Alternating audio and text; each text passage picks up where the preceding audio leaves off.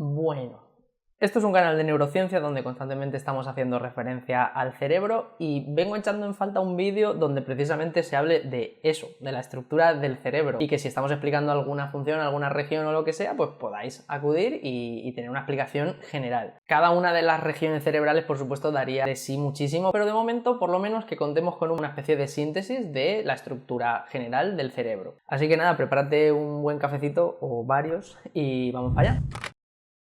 Bueno, a ver por dónde empezamos porque aquí hay mucha tela que cortar. Lo primero, os habréis dado cuenta de que he utilizado estructura del cerebro. En realidad, si nos ponemos técnicos, vamos a hablar de la estructura del encéfalo. El cerebro básicamente sería solo esto, quitándole el tronco, y en este caso, pues encéfalo hace referencia a las dos cosas juntas, cerebro más su tronco. En muchos sitios, de forma más coloquial, más cercana, se utiliza de forma indistinta cerebro o encéfalo, y en este canal pues lo vamos a utilizar de esa manera. Por otro lado, por cuestiones puramente didácticas, aquí vamos a hablar, como en la gran mayoría de manuales o de clases sobre neuroanatomía, de regiones específicas con funciones específicas. Esto puede llegar a la confusión de que literalmente una región se encarga de esa función, pero tenemos que huir un poco de ese localizacionismo. La visión actual del cerebro es que en realidad todas estas regiones están interconectadas, que el cerebro funciona como un gran sistema o como un conjunto de subsistemas, y realmente las regiones serían algo así como nodos por los que pasan muchísimas conexiones, como si fueran ciudades donde viven poblaciones de neuronas que intervienen en alguna función específica.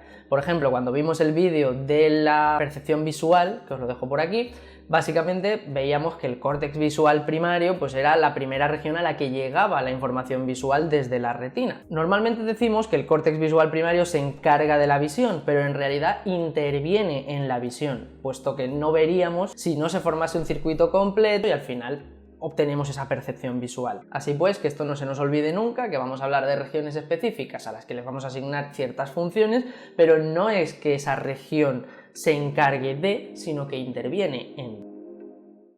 Y bueno, ahora sí, pues vamos al meollo, a la parte neuroanatómica. Bien, antes de entrar directamente en regiones particulares, lo que tenemos que empezar es entendiendo algo que de normal no se suele explicar, porque yo creo que se da por sentado como si fuera de sentido común, y luego me he dado cuenta que no es tan de sentido común. Es el hecho de que todas estas regiones cerebrales, cuando nosotros vemos un cerebro real, no están tan delimitadas como cabría pensar si vemos, por ejemplo, una maqueta tridimensional del cerebro. En estas maquetas parece como si literalmente fuera un puzzle donde vamos a coger la amígdala, vamos a coger el hipotálamo, pero cuando vemos un cerebro natural, en realidad nosotros lo que vemos es un órgano donde como mucho podemos ver ciertas tonalidades de color distinto, zonas más blancas, zonas más grisáceas, y estas regiones en realidad derivan de cómo están distribuidas las células en el cerebro. Recordemos que el cerebro se compone fundamentalmente de dos tipos de células, las células gliales, que no son motivo de este vídeo, y las neuronas. Simplificando mucho, la neurona estaría compuesta por dos partes, que sería el cuerpo neuronal o soma, y una extensión como si fuera una especie de cola que conocemos como axón y que le permite conectarse con el resto de neuronas. En general, toda la neurona, y en especial el soma, adquieren un color grisáceo.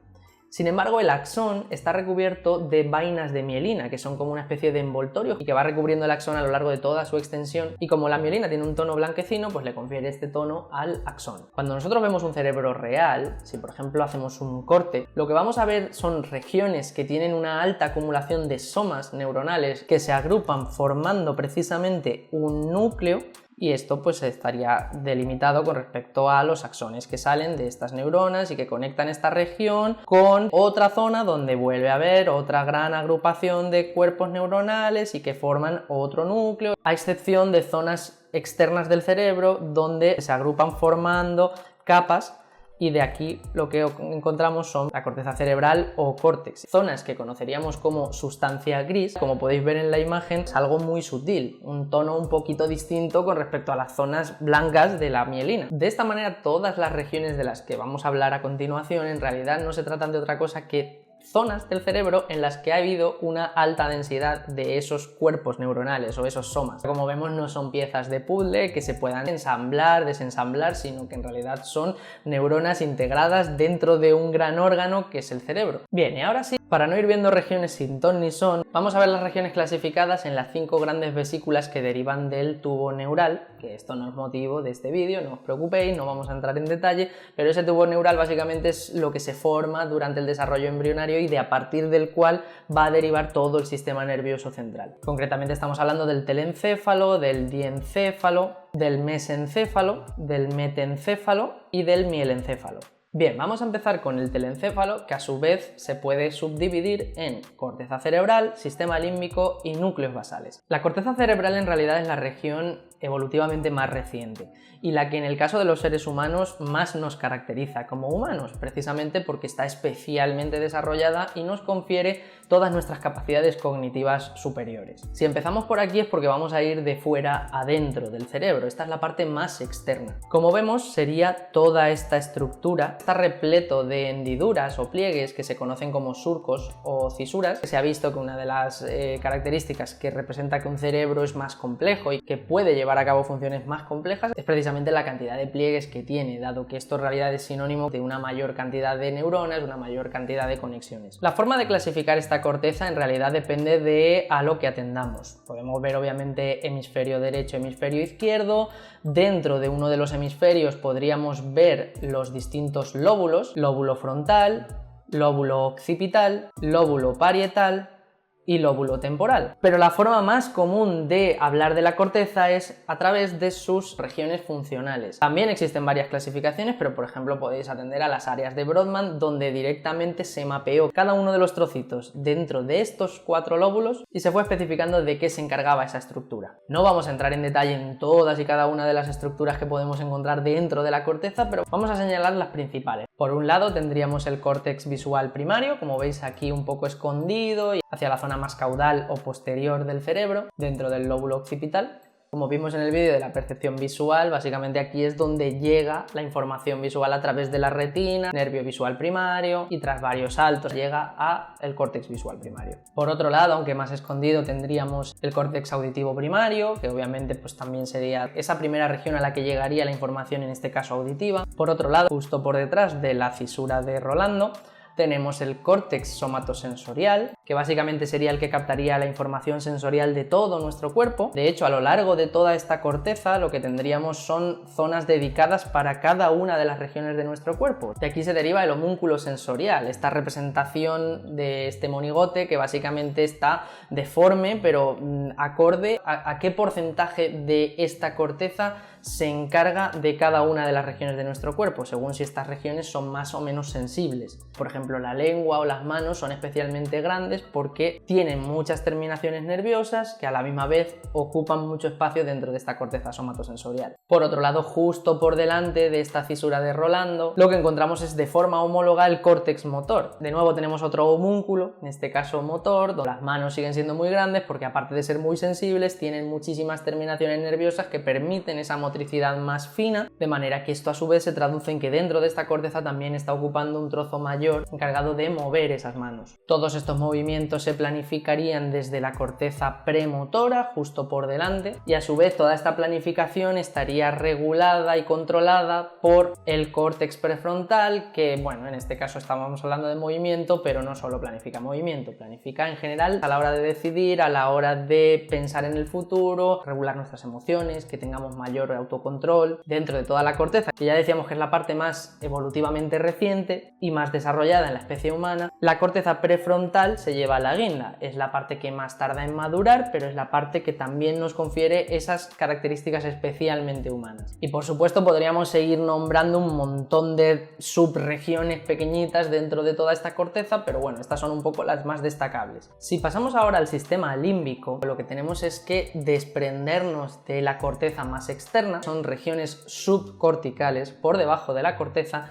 y todas ellas a su vez están involucradas en el procesamiento de las emociones, en la expresión emocional, entendiendo emociones en sentido amplio, es decir, no solo lo que nosotros entendemos clásicamente como emociones, el miedo, la ira, también la parte de que algo te atraiga y quieras ir a por eso, que te atraiga una comida, que te atraiga el dinero, que te atraiga algo que te apetece hacer. Dentro de estas regiones se suele destacar el papel de la amígdala, que básicamente es esta almendrita que vemos aquí, justo por delante del hipocampo, que ahora comentaremos, conocida como almendrita emocional porque en realidad es la principal promotora de esas emociones más básicas, de esas respuestas de miedo, de ira, pero en realidad también responde ante todo aquello que sea novedoso, todo aquello que en el entorno es saliente, ¿Qué quiere decir saliente? Pues que ante un entorno neutro, cualquier cosa que destaque va a poner en marcha a la amígdala, va a empezar a decirte que ahí está pasando algo, sea algo bueno, sea algo malo. Empezará a disparar como una loca si de repente encuentra un peligro, aparece un león por la puerta,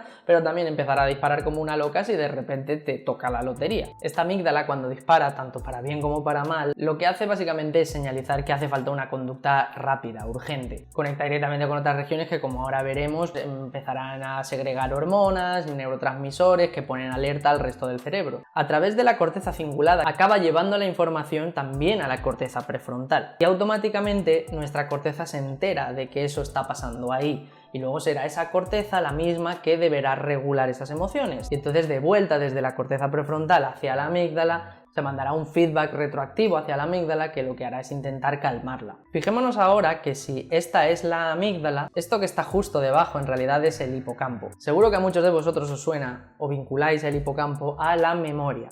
No es que el hipocampo directamente albergue ahí todos nuestros recuerdos, no es un archivador donde metemos ahí todas las fotos de nuestros recuerdos. En realidad es algo así como un árbitro que, cuando coge los distintos estímulos que están rodeándonos, distribuye esa información a distintas zonas de la corteza y trata de almacenar los recuerdos en esas zonas. Y lo mismo para evocar un recuerdo, todos esos estímulos distribuidos por la corteza, pues el hipocampo, como si fuera esa especie de director de orquesta, los va tomando, los sintetiza, monta el recuerdo y ese recuerdo se evoca en nuestra conciencia. Que esté tan pegado el hipocampo a esa amígdala ya nos debe alertar de que pues por eso son tan intensos los recuerdos que tienen una carga emocional. Estamos aquí ahora viendo este vídeo, pero de repente por la ventana os entra, yo qué sé, un vampiro y os pega un susto de muerte. Pues el contexto en el que estabas viviendo esta situación y de repente te ha metido ese susto queda grabado a fuego debido a la reacción que tiene la amígdala, cómo esa amígdala afecta al hipocampo y cómo ese hipocampo codifica ese recuerdo. Aunque existen otras estructuras, la última que vamos a destacar dentro del sistema límbico son los cuerpos mamilares, que, como veis, amígdala e hipocampo, a través de esta estructura de aquí que vemos, que se conoce como fornix,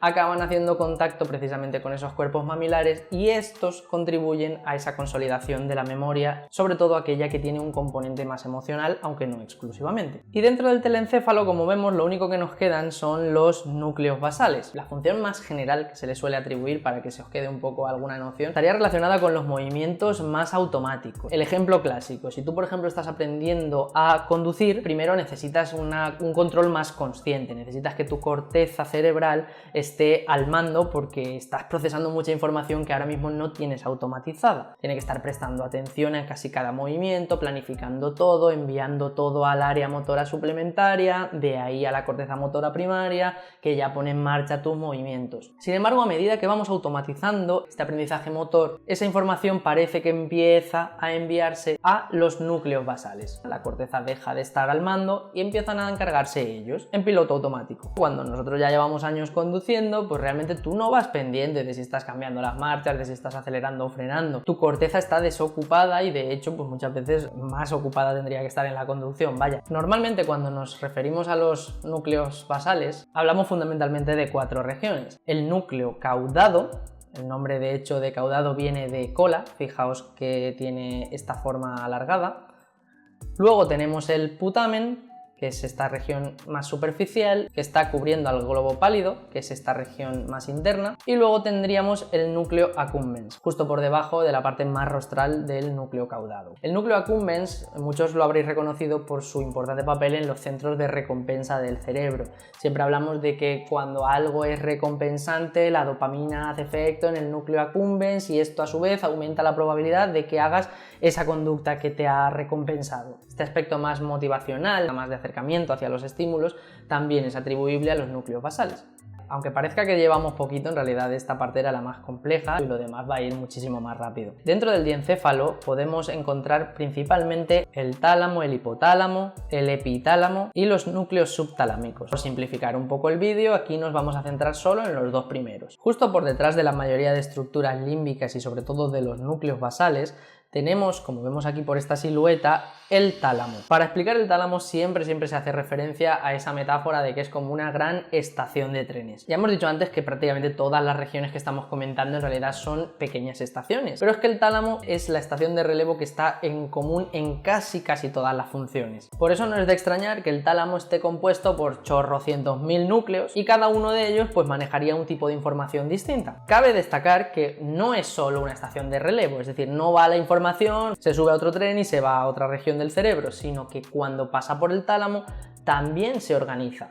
Es algo así como una especie de ayuntamiento donde cada núcleo es como una gestoría independiente que en este caso pues coge información visual, la organiza y entonces antes de que se envíe a otra parte ya se ha procesado un poquito. Justo por debajo del tálamo tendríamos, como su propio nombre indica, el hipotálamo, que aparte de dar nombre a un canal de divulgación científica maravilloso, pues es una estructura súper importante precisamente para el mantenimiento de la homeostasis en nuestro organismo. Se entiende que es como esa especie de vínculo, ese punto de unión entre lo que es el sistema nervioso central y el sistema endocrino. Por ejemplo, para que se liberen glucocorticoides, el último responsable son las glándulas adrenales, pero esto empieza desde el hipotálamo. Bien, pues vistos el tálamo y el hipotálamo, vamos a pasar directamente al mesencéfalo. Aquí vamos a dividirlo en el techo o tectum y tegmento o tegmentum, y vamos a verlos de manera conjunta y sin detenernos demasiado. El mesencéfalo también se conoce como cerebro medio o midbrain en inglés. Si lo aislamos para verlo mejor, lo que vemos es que esto en realidad habría que ponerlo en horizontal para que tenga cierto sentido, dado que el techo o tectum es justamente esta parte de aquí, la que tiene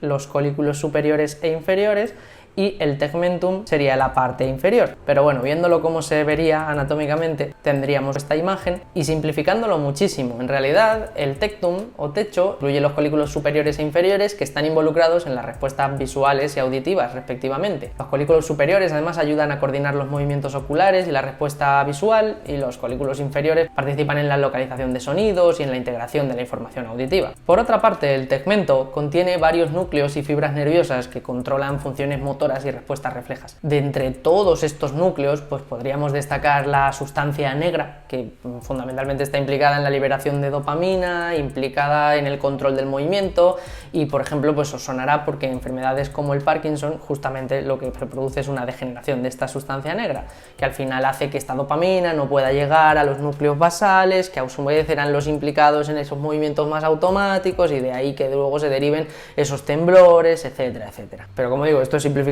muchísimo porque en el tegmentum podríamos encontrar un montón de núcleos. Ahora, bajando un poquito más de ese mesencéfalo, nos iríamos al metencéfalo, que básicamente se compone de la protuberancia y del cerebelo. En primer lugar, la protuberancia, que también se conoce como puente, recibe este nombre precisamente porque actúa como puente entre la médula espinal y el resto del cerebro. En la protuberancia además se encuentra una gran porción del sistema reticular, que es un sistema complejo en forma de red con muchas conexiones entre pequeños núcleos de neuronas, encargados de funciones tan básicas como la regulación del sueño. En la protuberancia se encuentra el locus ceruleus, que aunque no voy a detenerme muchísimo, sí que quiero destacarlo, ya que es especialmente importante en cuanto al arousal cerebral, es decir, en cuanto a cómo de despierto está nuestro cerebro y por tanto cómo le permite esto estar alerta, prestar atención, etc. Por otro lado, el cerebelo, del latín pequeño cerebro, sería crucial para la regulación del equilibrio, la coordinación y la precisión de los movimientos. Si nosotros, por ejemplo, nos tocamos la nariz, en realidad esta precisión de no tener que estar viéndonos en un espejo para poder tocárnosla es gracias en su gran mayoría al cerebelo. Y es que de lo contrario nosotros iríamos haciendo movimientos de ensayo y error hasta que al final acabásemos tocando la punta de la nariz. Pero gracias al cerebelo todos estos movimientos van regulándose, van coordinándose y al final lo que hacemos es que de forma mucho más precisa